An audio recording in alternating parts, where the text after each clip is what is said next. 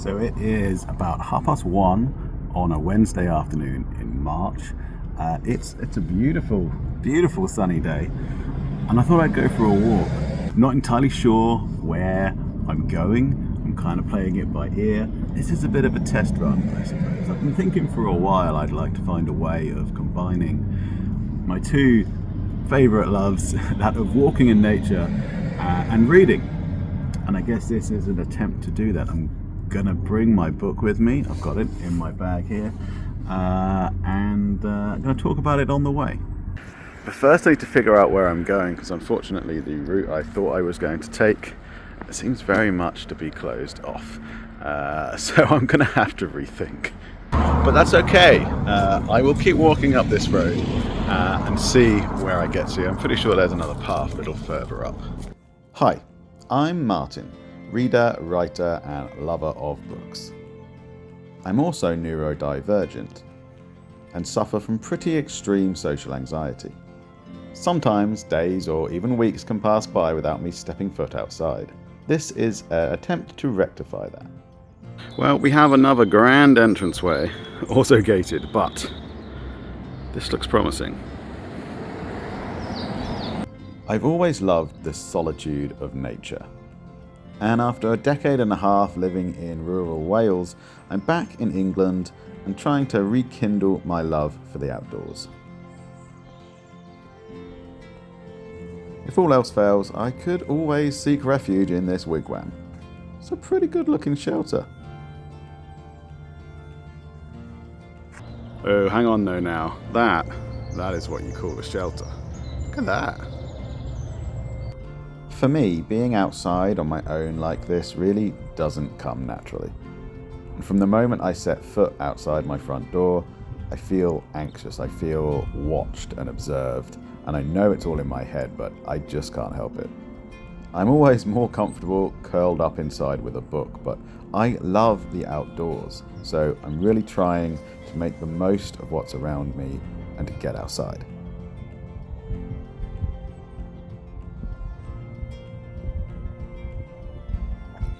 Today I've just been to pick up a piece of book mail that I'm very excited about, and now I'm on the search for a lovely spot to sit and share it with you all.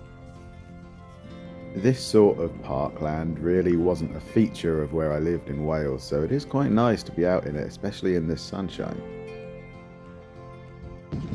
It's hard to get it on camera, but I don't know if you can see the ridges in the field here, which I think has something to do with old kind of ploughing systems.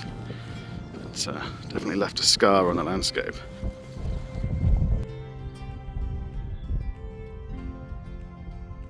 This old tree looks like the perfect spot to stop and examine my book.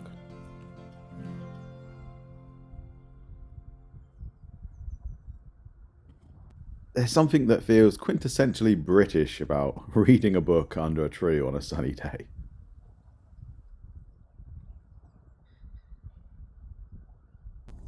Especially if you do it with a cup of tea.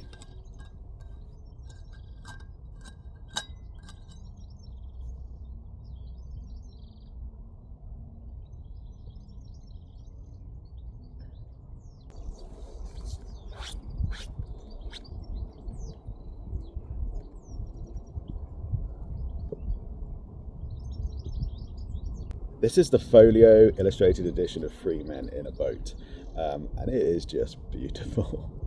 I can't get over the illustrations, they are seriously stunning. I actually have a collection of PJ Woodhouse books, also folio editions, that have the same illustrator, Paul Cox, his name is, and I think his illustrations are just perfect for this kind of story, the kind of, stories about posh English twits messing about. It's just so lovely. So my walking plans have kind of been scuppered really, because there is no easy circular route, or not one of a length that I'm going to try today, that I can do from here. But you know what, that's okay, because it is a beautiful afternoon. I'm sat outside in my shirt sleeves for the first time this year, and it feels good. It feels good. And really, the walking isn't always the point. Like, the reason I'm trying to do this is to just get out of the house more. I suffer from social anxiety quite severely, and it often means that I don't leave the house for days or weeks at a time. So getting out is always a win. And admittedly, I'm sitting here in an empty field, but it still feels like a win. There could be people out here. I don't know.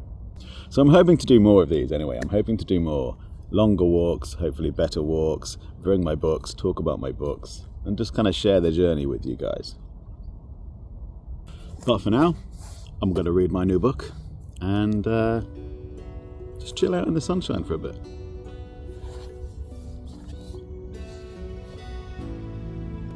There's something wonderful about sitting in such a quintessentially English setting, reading such a quintessentially English book. Nevertheless, pretty soon it was time to move on. My original walking plan may have been a bust, but with another little look at the map, I did find what looked like could be another way through, so I decided to plough on a little way and see what I could see. I definitely find it easier to be out and about in quieter locations like this, as opposed to bustling towns or cities. Then again, there is something to be said for the invisibility of being in a crowd.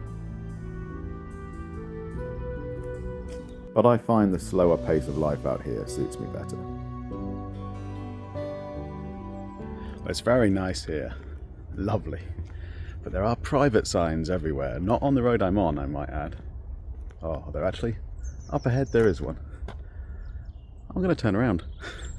So I am forced to return from whence I came.